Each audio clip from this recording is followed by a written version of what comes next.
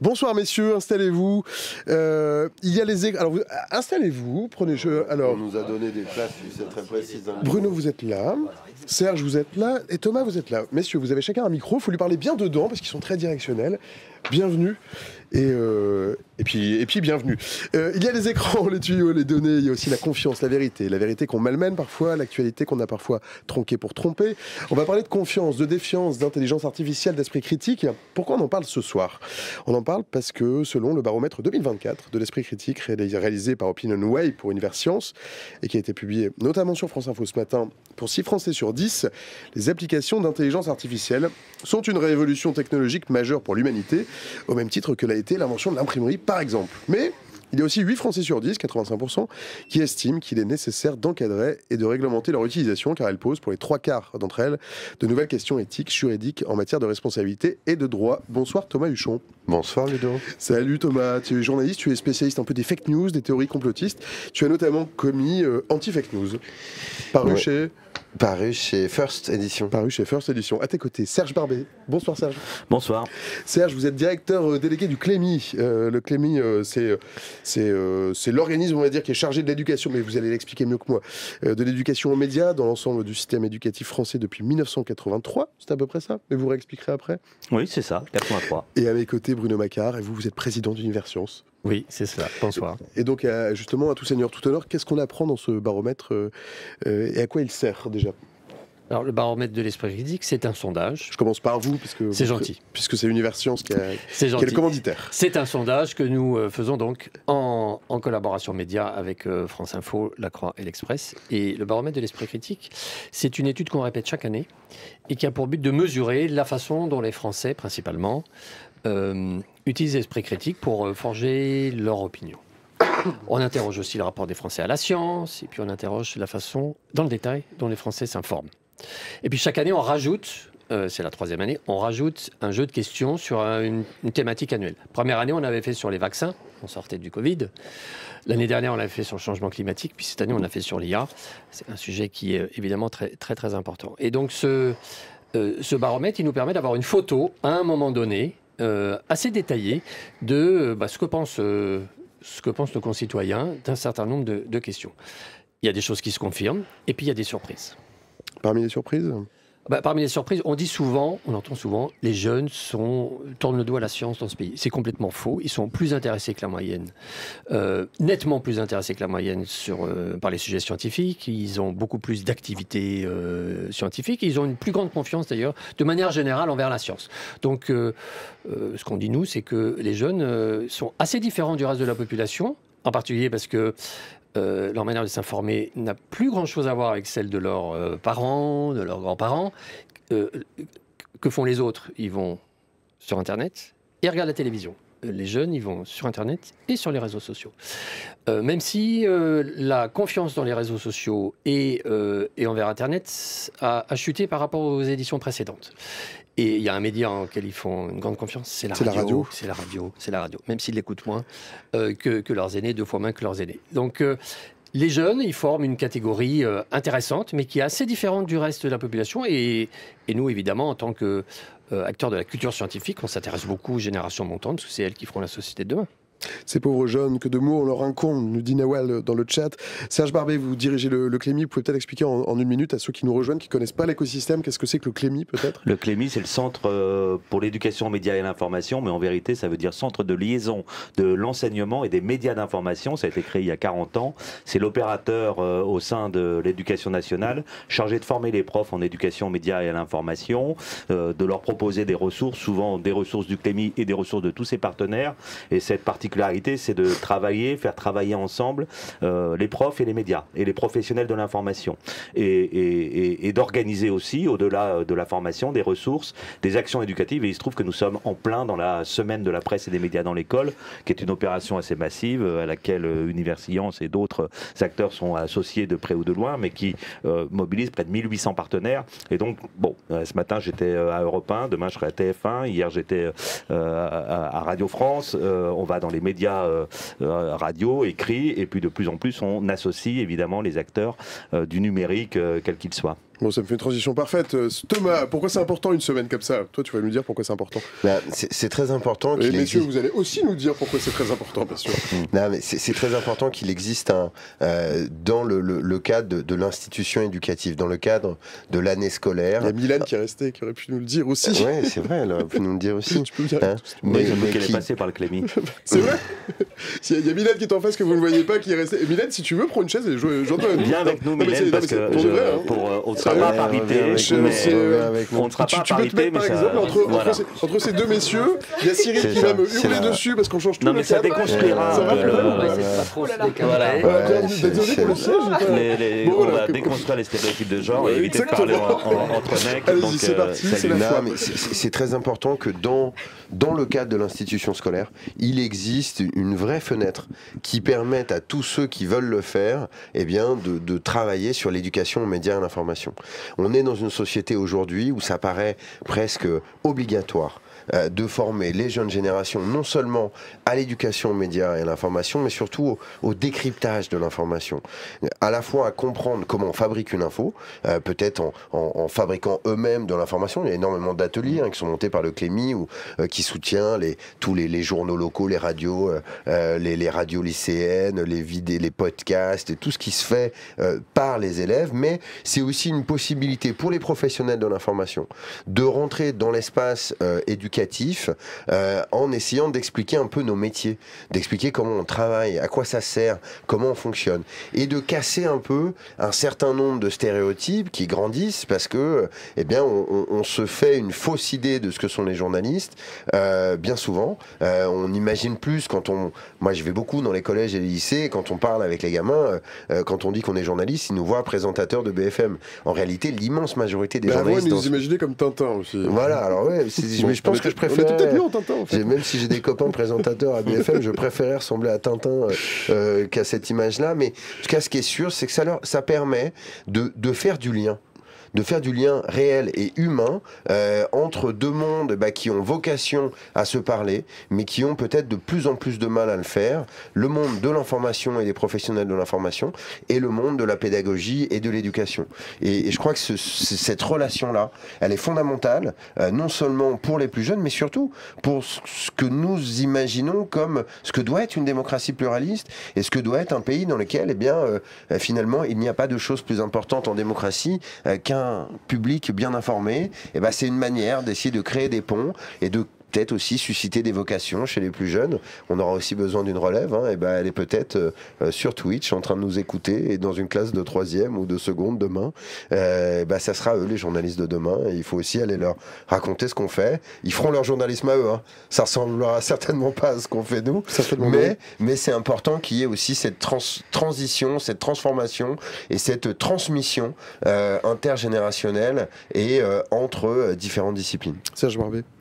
On a un super ambassadeur de l'éducation aux médias et à l'information. Tout le monde va être d'accord sur ce plateau de toute façon. On en a de plus en plus, et ça c'est rassurant. Et d'ailleurs, en cette 35e édition, je vois bien dans les discussions que nous avons avec des jeunes, alors les jeunes c'est tous les âges, pour nous c'est de la maternelle au lycée, et on développe de plus en plus vers les étudiants et les publics adultes évidemment.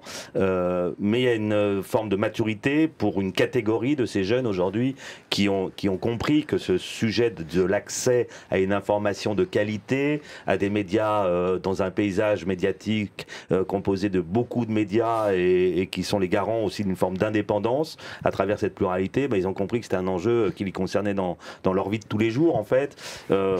Après de dire que tous les gamins sont éveillés à ces enjeux-là, ce serait mentir, et donc on a un travail à faire aujourd'hui au sein du système éducatif qui est massif. Donc c'est vrai que notre modèle c'est de le faire en nous associant l'expertise des professionnels des médias et de l'information, de plus en plus aussi des experts des plateformes et des réseaux sociaux numériques, parce que ce sont des acteurs du paysage informationnel incontournables, qui sont une partie de la pollution et qui doivent être aussi une partie de la solution si on veut arriver à construire des choses un peu solides et concrètes.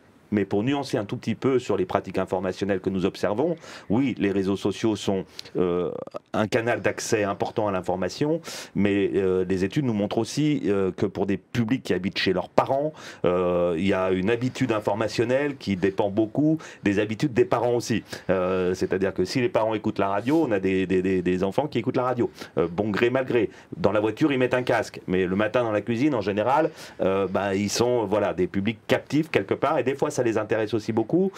Bon, il y a d'autres formats que la radio, que les flux, les podcasts, etc. Il y a beaucoup de choses, mais en tout cas le JT, par exemple, dans la confiance accordée à l'information, le JT télévisé reste quand même une source de grande confiance pour ces jeunes qui ont identifié que des journalistes derrière qui fabriquent une information, c'est important quand même.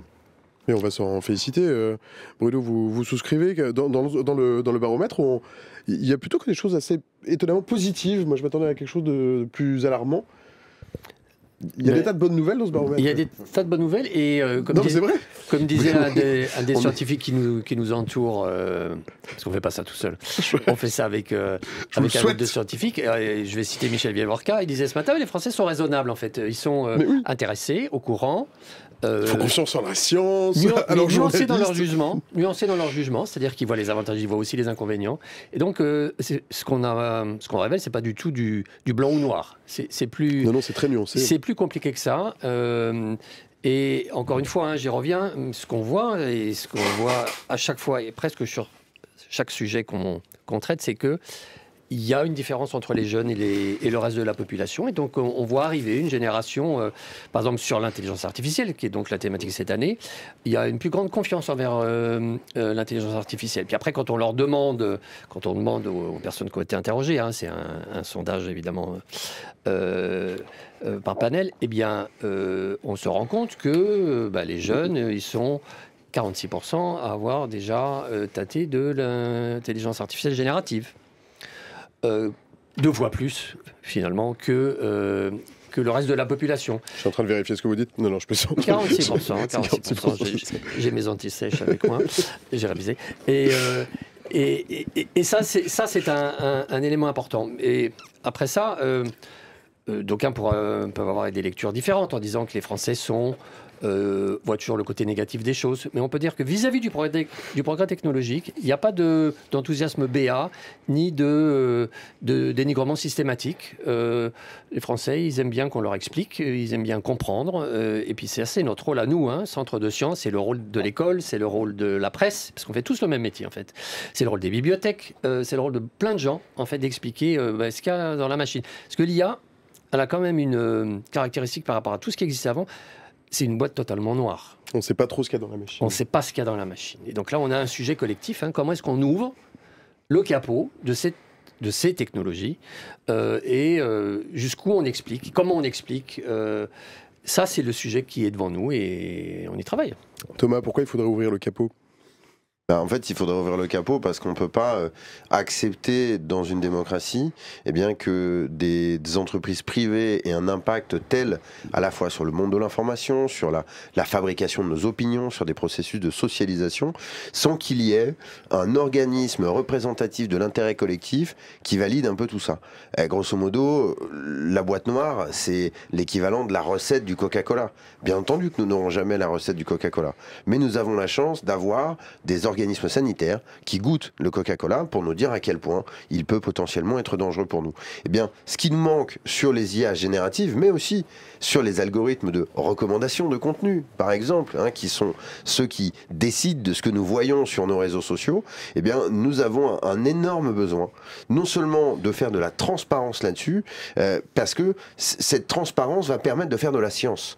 C'est-à-dire qu'on essaye là de tâtonner, d'essayer de comprendre cet univers, mais on est face à un mur. Et donc si on n'arrive pas à savoir comment ça fonctionne, comment est-ce qu'on peut essayer d'imaginer, déjà de trouver des solutions potentiellement, mais surtout de régler les problèmes. Si on ne peut pas comprendre le problème, on ne pourra jamais le régler. Et donc cette espèce de posture qui est liée au fait que ce soit des entreprises privées qui ont bien le droit de protéger leurs secrets industriels, et on est totalement capable de comprendre tout cela, mais je crois qu'il y a quand même une obligation de nous donner accès à un certain nombre de choses, ou en tout cas encore une fois, à des représentants, des experts, des spécialistes. Je ne sais pas quelle forme ça prendra. On est dans une société de la délégation. On ne vote pas les lois nous-mêmes. On vote pour des gens qui les votent. Moi, je ne suis pas médecin. Quand je tombe malade, je demande à un médecin de m'expliquer ce qui m'arrive. Donc, je crois qu'il faut accepter cette donne-là et qu'il va nous falloir trouver à la fois les bons experts et surtout contraindre ces plateformes qui sont pas toujours très enclins à écouter les demandes qui viennent des pouvoirs publics ou politiques. Enfin, quand même le dire, il va falloir changer de braquet. C'est-à-dire qu'il va falloir aussi un peu leur rentrer dedans, je crois. On n'aura pas vraiment d'autres possibilités. Je sais pas, mais en tout cas, ce qui est sûr, c'est que... Ce qu'on évoquait lors de la séquence précédente, c'est que ça dépend de... Ça dépend du bon vouloir du politique et puis de ça dépend du bon vouloir du politique, mais ça dépend aussi d'une perception. Les GAFAM opposent aussi. Oui, mais ça dépend d'une perception. En réalité, on oublie trop souvent que ces entreprises ont beaucoup plus besoin de nous, leurs utilisateurs, que nous n'avons besoin d'eux. Et en réalité, si on renverse ce paradigme-là, si on arrive à expliquer à nos compatriotes que finalement Google, sans les utilisateurs de YouTube, il n'existe pas. Facebook ne peut pas vivre sans ceux qui y sont abonnés. TikTok non plus. En réalité, la richesse de ces entreprises, c'est nous.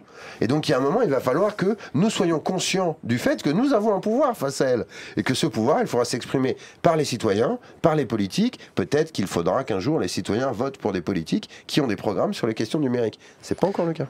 C'est le cas, Serge Barbet? Est-ce que c'est le cas, Mylène? Je ne sais pas, je ne suis pas assez... Tu sais mieux. Alors je vais y aller. Non, mais c'est une vraie question parce que on a bossé avec Dominique Cardon, à qui je pense aujourd'hui, directeur du Media Lab de Sciences Po, qui disait Internet s'invente par le bas et se ferme par le haut. Et je trouvais que la formule était intéressante parce qu'évidemment, les plateformes dont nous parlons ont finalement trusté la manière dont nous consommions Internet via les réseaux sociaux et les plateformes. Alors, les baromètres, les études, effectivement, sont réjouissants par moments parce qu'on se rend compte que ce phénomène nous a amené à nous poser des questions, à nous mobiliser, à mobiliser au sein de l'éducation nationale, mais partout dans les sociétés, avec de créer des lieux de rendez-vous. Et effectivement, maintenant, on est dans un contexte qui est hyper dégradé, marqué par des guerres, par la guerre russe en Ukraine, marqué par ce qui se passe à Gaza. Et tout d'un coup, on se rend compte que le mensonge, les propagandes ont rempli l'humanité des réseaux sociaux et on se dit, mais c'est un sujet hyper grave, en fait, c'est un sujet hyper sérieux. Et donc, je crois que voilà, cette reprise en main de notre engagement citoyen en posant la question à ces plateformes, à ces acteurs, évidemment, il faut le déléguer. Alors, on le délègue via le DSA à la Commission européenne, on le délègue via les amendes qui vont être infligées à des opérateurs ne respectant pas, par exemple, les règles de reversion sur le droit voisin européen pour les éditeurs traditionnels de l'information qui sont soumis à une concurrence asymétrique. Et donc, c'est toutes ces questions-là aujourd'hui qu'il s'agit de se poser. Et tout ça vient d'être finalement redoublé par de nouveaux épisodes des avancées technologiques du numérique via l'IA, qui vient reposer non seulement de nouvelles questions sur notre rapport à l'information, sur notre rapport aux démocraties. Et puis, quand on s'arrête un moment, moi, c'est ce que j'essaye de faire pendant la semaine de la presse, je me dis, mais tout ça, à quoi ça sert ? Et je me dis, tout ça, ça sert à dire à nos gamins, aimez la démocratie, chérissez la démocratie, défendez vos droits fondamentaux. Je veux bien qu'on fasse preuve d'esprit critique, mais je vois les lignes politiques se dessiner dans les démocraties occidentales aujourd'hui et ailleurs. Et je vois que le populisme et l'extrême politique est en train de l'emporter dans un combat culturel, dans le débat des idées, et que finalement, on se rend compte que si on ne réfléchit pas, si on n'exerce pas son esprit critique, eh ben on en vient finalement dans des débats où les mots n'ont plus de sens. Et donc je crois que là, il y a une forme finalement de mobilisation générale, de se dire, est-ce que finalement je peux avoir une opinion et une parole politique à un moment donné quand je suis un responsable politique, et 6 mois après, dire totalement l'inverse. Et finalement on séquence notre consommation informationnelle et on oublie. Je crois que l'enjeu, il est là aujourd'hui. Bruno Macquart, c'est l'enjeu ? Alors, ce qui est très intéressant, c'est de regarder en qui les Français font confiance pour évaluer les bénéfices et les risques. Revenons à l'IA. Mais finalement, quelle que soit encore une fois la thématique, on a le même tiercé de tête. Les scientifiques.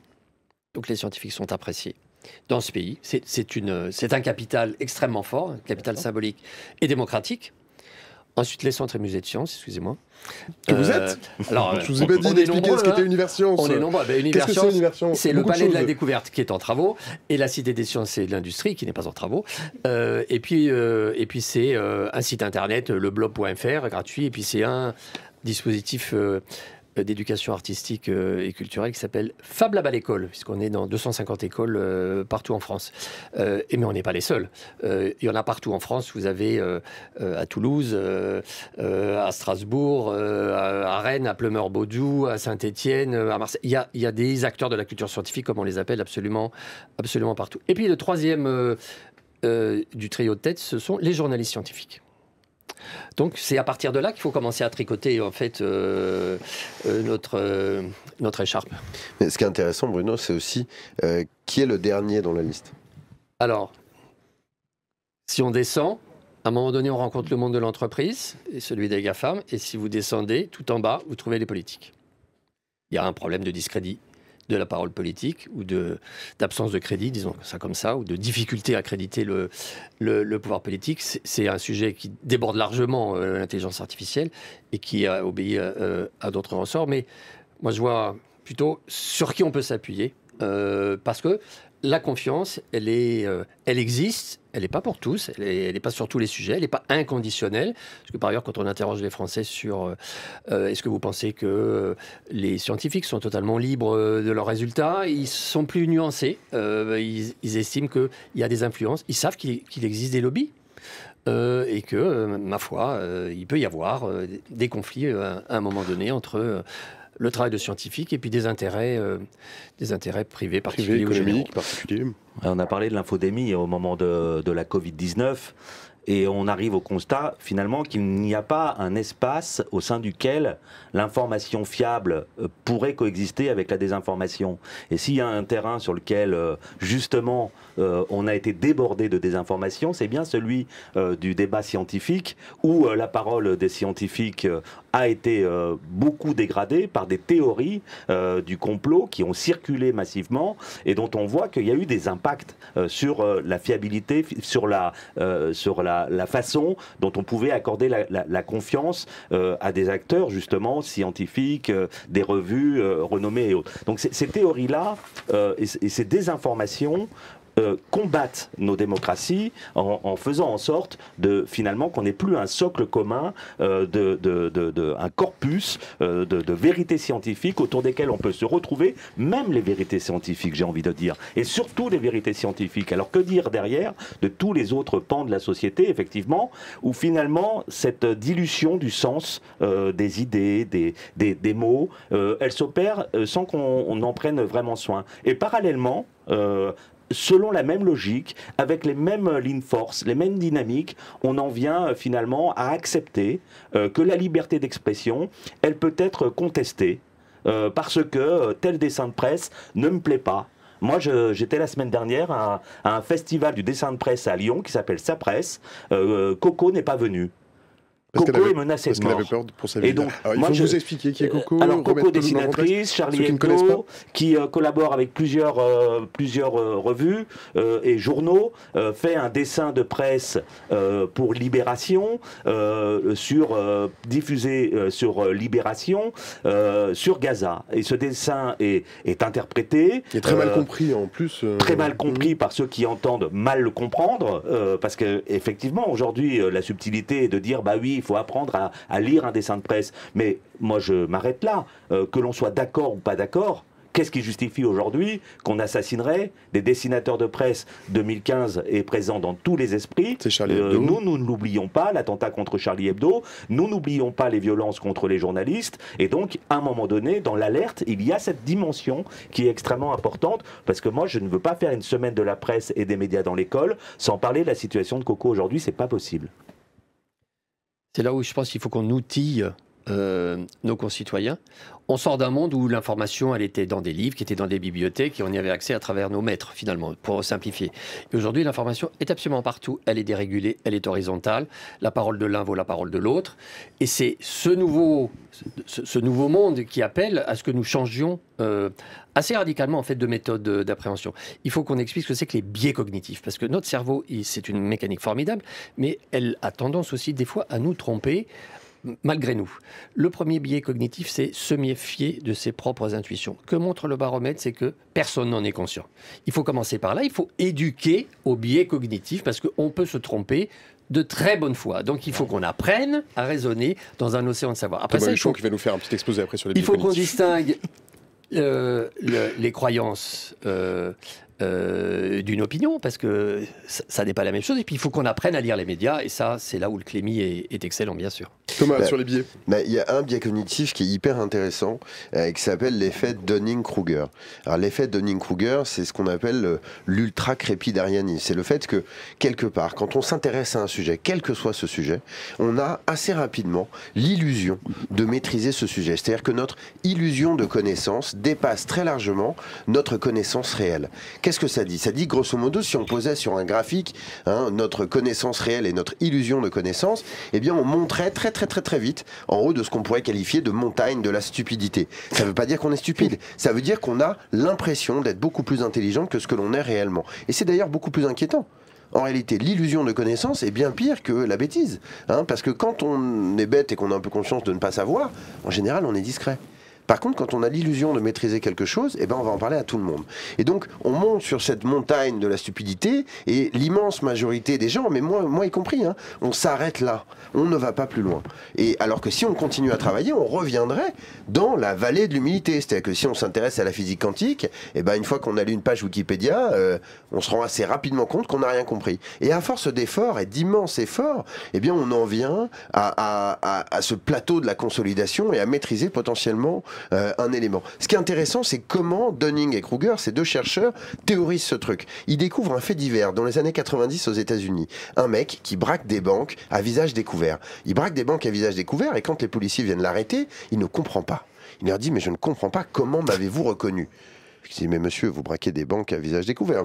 Il y a des caméras, il y a des témoins, on vous a reconnu. Il dit, non, c'est pas possible. Moi, je me suis recouvert le visage de jus de citron. Et oui, l'encre invisible, vous avez oublié les romantiques qui écrivaient des petits mots d'amour sur des feuilles blanches que nous passions devant des sources de chaleur, qui révélaient le mot. Et bien en fait, cet homme-là, il n'était pas bête à proprement parler. Il avait juste l'illusion de maîtriser l'encre invisible à un point où il était capable de se dissimuler aux forces de police. C'est là que Dunning et Kruger, dis donc Dunning, oui Kruger, mais comment est-ce qu'on peut être aussi con?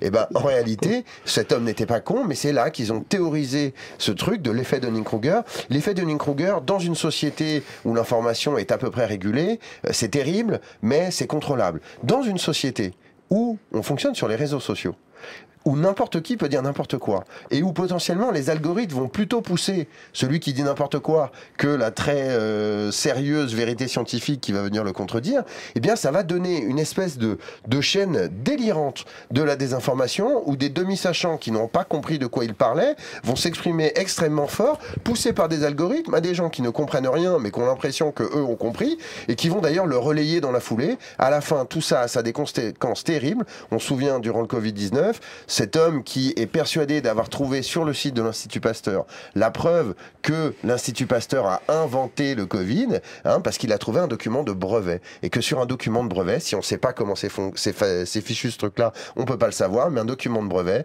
quand un chercheur séquence le génome d'un virus, il est qualifié d'inventeur. Et donc, trouvant ce document, cet homme avait l'impression d'avoir découvert un truc absolument dingue. Il fait une vidéo sur Facebook, elle fait 3 millions de vues en moins de 48 heures. Et depuis, cet homme a été poursuivi par l'Institut Pasteur, condamné par la justice de notre pays pour diffamation, bien entendu.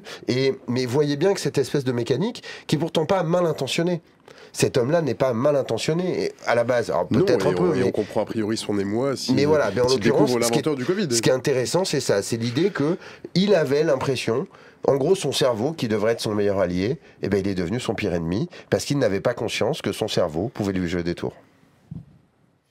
C'est un bel exemple et moi je dis Christophe Ondelat peut se faire du souci parce que tu racontes ces affaires-là avec un talent de narrateur absolument incroyable. Moi je dis Ondelat, fais gaffe. Attention bravo. Christophe, on arrive. Non, simplement... et pour rebondir sur rester à la maison de la radio, oui. Pardon. Ouais, on va rester à la maison de la radio, mais ce que disait Bruno aussi tout à l'heure, qui me semble extrêmement important et positif, c'est-à-dire que dans ce bain-là, c'est la réalité. Donc, est-ce qu'on décide de restreindre l'accès à l'information ? Certains dictateurs le font, quitte à supprimer Instagram à 80 millions d'utilisateurs après avoir envahi l'Ukraine, sans que ça... Voilà.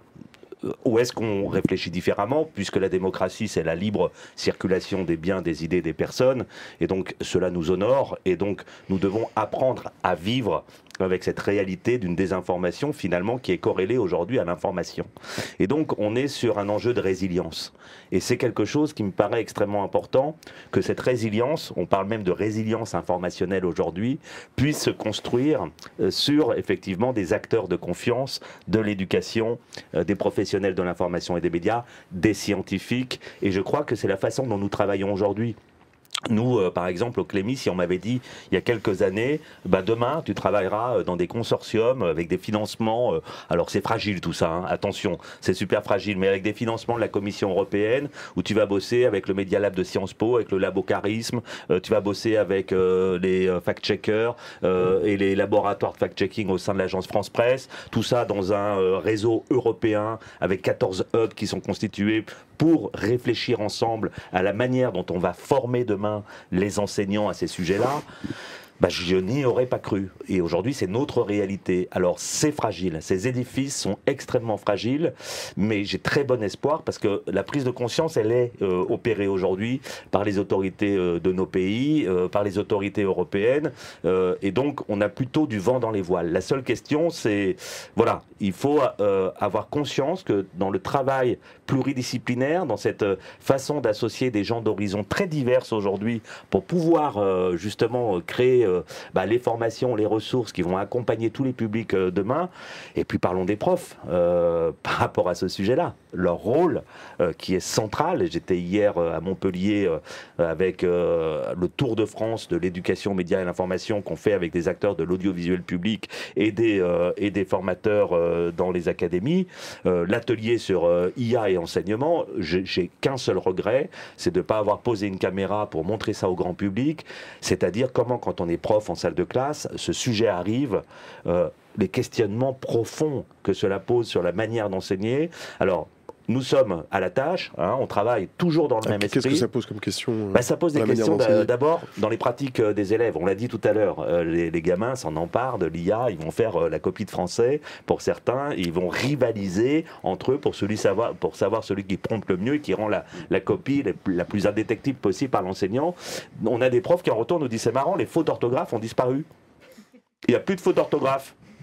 Donc ça, c'est un premier enjeu. Le deuxième enjeu, un peu plus sérieusement aussi, mais c'est très sérieux, c'est comment on utilise l'IA pour justement améliorer les enseignements et tout le potentiel de développement de l'IA. Alors il y a une expérimentation qui est lancée aujourd'hui et qui sera généralisée pour les élèves de seconde à travers les modules interactifs adaptatifs pour progresser en mathématiques et en français. Donc on voit bien que ces progrès technologiques aujourd'hui sont centraux pour l'éducation nationale. Il y a des professeurs qui vous rétorqueraient que ça va peut-être les remplacer, que c'est peut-être pas chouette. Non.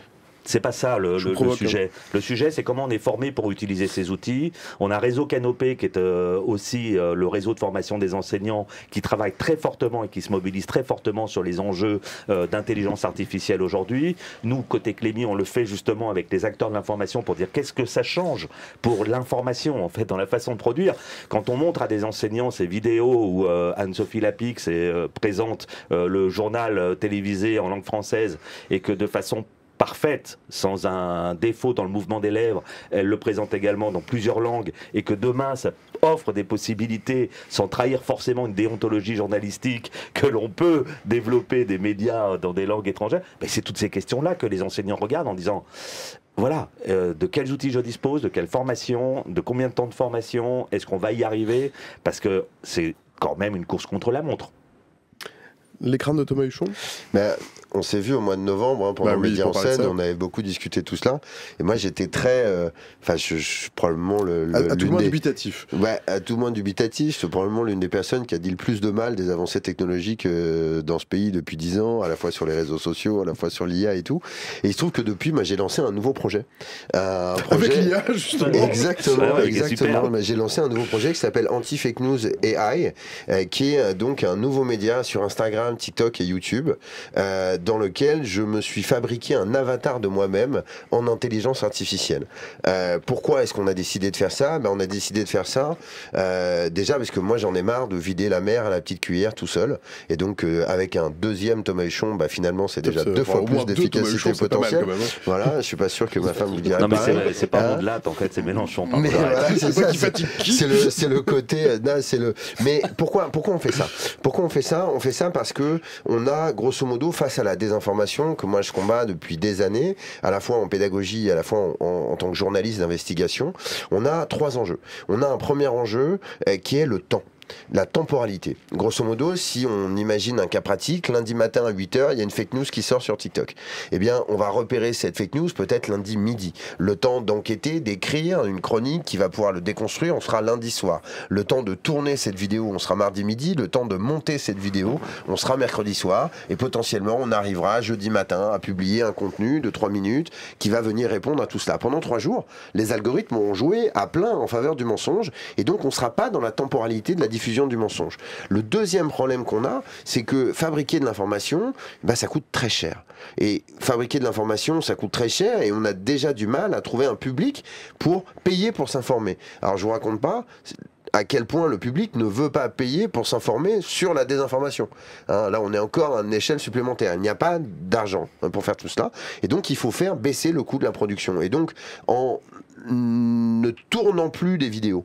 C'est-à-dire que moi, j'écris un texte, je l'envoie à une machine qui va retravailler le texte pour le transformer en phonétique, parce que les intelligences artificielles sont très fortes pour lire du texte et traduire des choses, mais ça y est, elle va vous le lire, ça y est. Par contre, si vous lui écrivez S-A-Y-E accent aigu, là tout de suite elle arrive à le dire, ça y est. Et du coup, le texte est modifié par ChatGPT, qu'on entraîne à reconnaître ces formules qui ont du mal à passer, donc elle transforme en phonétique. Il est envoyé à AGN, qui est donc un logiciel qui fabrique l'avatar, et en 15 minutes, j'ai une chronique de 3 minutes en vidéo parfaite, qui a l'air plus vraie que nature. Derrière, nous, on monte le sujet, comme d'habitude, mais là, on en a pour 2 heures, parce qu'on va juste, on n'a pas besoin d'enlever les pops, les trous de voix, les mauvaises formules, tout ça, là, il n'y a pas d'histoire. Et en grosso modo, à partir du moment où on appuie sur le bouton pour envoyer à la fabrication de la vidéo, on en a pour 3 heures à fabriquer un contenu. Moi, depuis quelques semaines, je travaille avec mes étudiants à Sciences Po Paris, à l'école de journalisme de Sciences Po, qui travaillent avec moi là-dessus. Et donc, ils enquêtent, il y a une partie qui enquête et qui écrit des chroniques, comme on le ferait pour une émission de télévision, une émission de radio, et on a une équipe qui va monter, donc il y a une team production qui monte les sujets, et donc on essaye aussi, comme ça, d'amener ces futurs journalistes, ces jeunes qui seront journalistes dans quelques mois, ils seront diplômés dans quelques mois, à utiliser ces nouveaux outils. Je crois qu'il ne faut pas se tromper. Et là, tu le vois vraiment comme un outil, c'est un couteau suisse. C'est un outil d'aide à la production. L'IA va pas aller chercher l'info à ta place, exactement. Pas, mais justement, je pense que c'est très important. Ne perds pas de choix de journalistes, de choix éditoriaux à ta place. Bien entendu. Ça retranscrit, ça comment dire, ça met en forme. Effectivement. Mais moi, je vais faire une confidence. Aussi moi, quand j'ai commencé ce métier, mon premier stage, c'était à Radio Classique. On découpait les bandes au ciseau, on les collait avec du scotch. Quelle perte de temps. Non, mais je veux dire, heureusement qu'on a numérisé tout ça. Donc, je crois qu'il faut pas avoir peur de l'outil. Il faut au contraire être capable de l'utiliser. Et je te dis qu'il y avait 2 points, il y avait 3 points importants. J'en ai cité 2. Il y en a un 3e. Finalement, comment est-ce qu'on veut se mettre en position de comprendre les manipulations de l'IA si on ne l'utilise pas? Moi, c'est aussi ça que je fais. Moi, je teste la machine en permanence pour comprendre ce que les communicants de Donald Trump vont nous inventer comme dinguerie durant cette campagne 2024. Ce que les désinformateurs et les complotistes vont fabriquer comme contenu. Si moi, je ne suis pas capable d'utiliser ces outils et de les comprendre, comment est-ce que je vais être capable de les détecter? Et donc, il y a ces 3 questions qu'on essaie de résoudre. On tente ce truc-là. Et d'ailleurs, j'invite tous ceux qui voudraient nous aider un tout petit peu à taguer. Taguez-nous, anti-fake news AI sur TikTok, sur Insta, sur YouTube. Taguez-nous. Vous voyez un contenu qui vous semble problématique, taguez-nous, on ira regarder et on essaiera de produire une vidéo le plus rapidement possible. En tout cas, je crois qu'il y a aussi un moment où il faut que, tu parlais de résilience, Serge, tout à l'heure, je crois qu'il y a un moment où il faut aussi qu'on refasse société. Qu'on refasse société, et pour refaire société, il faut qu'on se parle, il faut qu'on partage quelque chose. Et je crois que c'est essentiel de remettre ça au cœur du débat public, c'est qu'est-ce qu'on partage, hein? Et ben, ce qu'on partage, ce sont les faits. Et ben, intéressons-nous aux faits. On aura peut-être des opinions différentes, des vérités différentes, on s'en fout. Si on partage le point de départ, il n'y aura pas de problème à l'arrivée. Si on est tous dans une bulle de filtre sur un réseau social où on ne partage rien, voire même on a des visions contradictoires de la réalité, là, la société, elle est dans un énorme danger et il y a un vrai risque démocratique qui pèse sur nous tous. Serge. Bah, moi, je bois ces paroles parce que éduquer aux médias et à l'information, c'est pas simplement... et c'est certainement pas former de futurs journalistes, c'est pas l'ambition que nous avons à l'école. C'est travailler sur les capacités d'analyse critique des élèves sur tout type de contenu qui leur arrive aujourd'hui par de multiples canaux.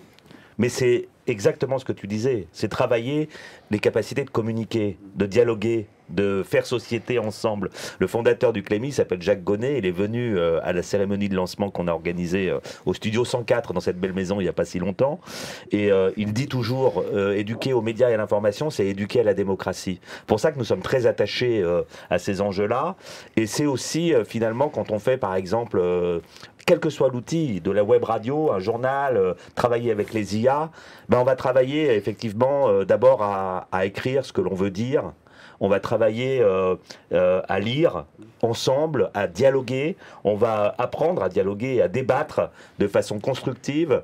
Et finalement, on va acquérir un certain nombre de compétences fondamentales. Et puis, on va en développer d'autres qui sont essentielles, c'est savoir s'exprimer. Tout à l'heure, j'étais avec des collégiens et un journaliste aguerri, dont j'ai dit le nom tout à l'heure, leur disait « mais... vas-y, lève-toi, parle fort, j'entends pas ce que tu dis. » Et les gamins étaient recroquevillés au début de la séquence et à la fin... C'est le principe du gamin. Hein. Bah oui, bah c'est normal, on est tous passés par cette phase-là de nos vies. Mais c'est hyper important de pouvoir s'exprimer, être compris, communiquer, dialoguer, quand on a entre les mains des outils qui nous enferment effectivement dans des bulles et dans des zones de confort, des bulles de certitude, et on déborde de ce monde de gens remplis de certitudes, alors qu'en fait c'est complexe, que le débat public doit être complexe, qu'on doit pouvoir discuter et débattre sereinement. Bruno, quel rôle vous pouvez jouer? Ah pardon, non, non Mylène, vas-y. Je voulais juste faire un petit complément à ça, parce qu'on parle beaucoup des usages des jeunes, là. Et en fait, je pense qu'il y a aussi un besoin des adultes qui prennent le temps de constater par eux-mêmes quels sont les usages des jeunes directement. Parce que j'ai l'impression qu'il y a une vraie déconnexion entre ce que les parents pensent que les jeunes font sur les réseaux sociaux, ce que les jeunes font réellement sur les réseaux sociaux et ce qu'on voudrait que les jeunes fassent sur les réseaux sociaux. Et du coup, il y a une vraie réflexion à avoir, à mon sens, sur rien que les enseignants, en fait, qui disent oui, ils font leur truc sur TikTok, mais sans, en fait, se préoccuper de réellement ce que font ces jeunes sur TikTok, parce que c'est pas dans leur pratique médiatique à eux. Et en fait, juste déjà d'avoir la démarche d'ouvrir TikTok, de regarder ce que c'est TikTok, pour moi, c'est quelque chose qui me paraît absolument nécessaire actuellement pour vraiment comprendre comment est-ce que ces réseaux sociaux peuvent avoir des impacts, comment est-ce qu'on peut éduquer à ces réseaux sociaux et comment est-ce qu'on peut réfléchir avec les jeunes pour trouver des solutions qui puissent les amener eux-mêmes à réfléchir à leur pratique. Parce que si les adultes ne font pas la démarche d'aller utiliser les mêmes réseaux sociaux qu'eux, ça ne marchera jamais. Parce que vous êtes des personnes qui avez compris comment est-ce que ça fonctionne, vous êtes éclairés sur le sujet, mais en fait les parents la plupart du temps se retrouvent totalement dépassés par tout ça parce qu'ils se disent juste c'est des trucs de jeunes, de toute façon je comprendrai pas. Et en fait juste de faire cette démarche, d'aller voir ce que... Et en fait ça peut même créer des moments de partage qui sont hyper importants et qui fonctionnent bien en plus parce que les jeunes vont se sentir valorisés dans leur pratique où on va rajouter un peu de légitimité à ce qu'ils font. Et je pense que c'est important aussi de leur dire en fait vous avez ces pratiques là, c'est ok, maintenant explique-moi ce que c'est et puis on peut regarder ensemble comment est-ce qu'on peut les améliorer ou juste les laisser tranquilles. On essaie de faire bonne figure, mais je me suis fait pourrir par mes étudiants parce que j'ai partagé 2 fois la même story sur Instagram. Ils s'en sont jamais remis. Bruno Macquart. Je voudrais faire un peu mon cuistre et citer, si vous m'y autorisez, Jürgen Habermas, qui est un grand philosophe allemand, qui dit une chose intéressante parce que À la fois, il regarde derrière et il regarde devant. Je cite, je lis parce que je ne veux pas trahir sa pensée. C'est un livre qu'il a publié l'an dernier, Espace public et démocratie délibérative, un tournant. Il dit, de la même façon que l'imprimerie avait fait de tous des lecteurs potentiels, la numérisation fait aujourd'hui de tous des auteurs potentiels. Mais combien de temps a-t-il fallu pour que tous apprennent à lire ? En fait, on est au début d'un nouveau monde. Il faut qu'on le construise. Alors on se dit, oh mon Dieu, c'est horrible, on ne va jamais y arriver. Mais en fait, c'est plein de promesses. Et allons-y. Et il y a 88% des Français qui pensent que la science est importante, qu'elle doit jouer un rôle. C'est-à-dire qu'il y en a 12% qui sont d'un avis opposé. On les entend beaucoup, les 12%. Mais il faut que les 88, ils s'emparent de ces outils, comme Thomas vient de le faire. Et pour revenir aux établissements comme la Cité des sciences et de l'industrie, ou le Palais de la découverte, eh bien, nous, qu'est-ce qu'on fait ? Eh bien, on met les gens en situation. On les invite à manipuler les nouvelles technologies. C'est des musées où on fait des choses. On leur dit, on va vous en parler, on va vous les montrer, mais aussi vous allez pouvoir venir mettre la main dessus, finalement. Par exemple, à Saint-Étienne, ils vont faire un podcast sur l'esprit critique. Il y a à la Beige, pas loin de Toulouse, il y a des ateliers sur ChatGPT. Alors, allons-y, faisons, parce qu'effectivement, il faut faire pour comprendre. Et parler des sciences, c'est à la fois inviter nos visiteurs à voir. C'est la manière assez traditionnelle qu'ont les musées. Je vous montre quelque chose, voir ou entendre. Toucher, ça c'est ce qu'on a inventé il y a une cinquantaine d'années. C'est-à-dire que c'est des musées qui se touchent, parce qu'on pense que la main est l'auxiliaire du cerveau. Puis de plus en plus, on invite les gens à venir faire. C'est-à-dire que le musée s'assied à côté du visiteur et puis lui dit on va faire quelque chose ensemble. Tu vas réaliser quelque chose et puis tu vas t'y coller, si tu en as envie bien sûr. Et on développe des méthodes pour que ça soit intéressant, joyeux, productif. Ça s'adresse aux visiteurs individuels, aux scolaires, et puis aussi on travaille avec les professionnels, parce que les enseignants, comme on l'a dit, mais au-delà de ça, tous les éducateurs ont évidemment un rôle à jouer, et on peut les aider à faire leur métier. C'est les enjeux de pédagogie et de pédagogie active, des pédagogies de projet. Nous, au Clémy, les salles s'appellent Célestin Freinet, Kortchiak, un certain nombre de grands noms de la pédagogie de la fin du 19e, de la première moitié du 20e siècle. Alors un tout petit peu un pas en arrière, mais les outils numériques nous permettent de revisiter aussi ces courants de pensée pédagogique de façon fabuleuse et éclairée. Et moi, j'adore cet aspect des choses, parce que quand Janusz Kortchiak, avec la fin tragique qui a été la sienne pendant la Seconde Guerre mondiale, puisque déporté avec les enfants qu'il éduquait dans sa colonie, avait créé ce Parlement des enfants. Il avait créé le journal des enfants. Il avait créé les outils de la démocratie à hauteur d'enfants. Il leur faisait faire les choses pour qu'ils puissent les éprouver. On parle beaucoup du modèle des pays scandinaves, justement, où cette question, cette approche, finalement, du faire pour prendre conscience, aujourd'hui est au cœur des enjeux d'éducation média à l'information. On a fait un jeu qui s'appelle Classe Investigation, où on apprend aux gamins à se confronter aux différentes sources et à produire par eux-mêmes l'information. Et je suis content parce que, enfin je suis content, j'entends aujourd'hui revenir dans la parole de ministre de l'Éducation que si on veut lutter contre l'échec scolaire, si on veut créer de l'empathie, tous les sujets dont nous parlons, si on veut lutter contre les cyberviolences, par exemple, en fait, moi je saute sur ma chaise à chaque fois en disant éduquer aux médias, à l'information, à la citoyenneté numérique, en manipulant, en faisant faire, en faisant confiance, en associant les parents dans le dialogue avec l'école sur ces enjeux-là, le rapport aux écrans. Il y a une commission qui travaille actuellement, mais on parle de tellement de choses différentes et de faire en sorte qu'à la maison, effectivement, il n'y ait pas de fracture générationnelle entre les parents, les enfants, dans l'accès à l'information. C'est quand même quelque chose d'important, qu'il n'y ait pas cette fracture dans des quartiers paupérisés entre des gamins qui sont prisonniers dans des logiques aujourd'hui sur les plateformes et notamment sur TikTok, où on va prendre des caricatures, les décontextualiser, les recontextualiser avec un discours fondamentaliste, et puis à la maison des gamins qui vont rentrer, qui vont être dans un conflit de loyauté à la maison, parce que finalement on va leur dire ouais mais à l'école ce qu'on t'a dit c'est pas tout à fait vrai. Donc là on a un enjeu effectivement de faire société ensemble, mais en regardant la réalité, c'est-à-dire sans se masquer que ces outils qui sont recèlent d'un potentiel de développement et d'apprentissage extraordinaire, on a aussi à combattre en même temps ces défauts liés aux mésusages, aux usages illicites, etc. On a des profs qui ont été tués, c'est quand même pas rien. Et cet aspect des choses, moi je le rappelle sans cesse parce qu'il est encore présent. 20h03 passées de 15 secondes. Chers amis, c'est bientôt l'heure de nous quitter. Le mot de la fin, Bruno Macquart. Bien, on a posé dans le baromètre une question. Est-ce que vous pensez qu'un jour une IA pourrait avoir le prix Nobel? Les Français sont très sages, ils disent 75% non. Donc les 3/4 disent non, c'est pas pendant. Les jeunes sont un peu plus nombreux à penser que ça pourrait, mais ça prouve quand même une grande maturité vis-à-vis de ce sujet. Bien, Froger, le mot de la fin. Moi, j'ai déjà eu un mot de la fin tout à l'heure. Bah, t'as droit à deux mots de la fin. Bah non, mais je ne change pas mon mot de la fin. Je reste absolument persuadée que l'éducation globale pourra que aider et aller dans le bon sens. Enfin, c'est une nécessité absolue dans notre société actuelle. Et pour nuancer ce que je disais tout à l'heure, il y a vraiment aussi un besoin d'éduquer les parents, en fait. Et je suis d'accord avec ce que tu disais, Serge, tout à l'heure, c'est que les adultes, en fait, ont aussi leur rôle à jouer, notamment les enseignants, dans toute cette éducation plus générale au numérique. Serge Barbet, le mot de la fin. Créez, exprimez-vous, emparez-vous de la liberté d'expression, faites-la vivre. Ce n'est pas un acquis, c'est quelque chose qu'il faut défendre au quotidien.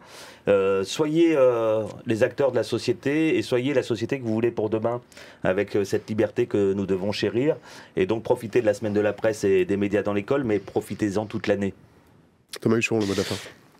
Éduquer, c'est essentiel, réguler, c'est nécessaire, et combattre la désinformation, ça ne peut pas être l'apanage de quelques journalistes un peu seuls.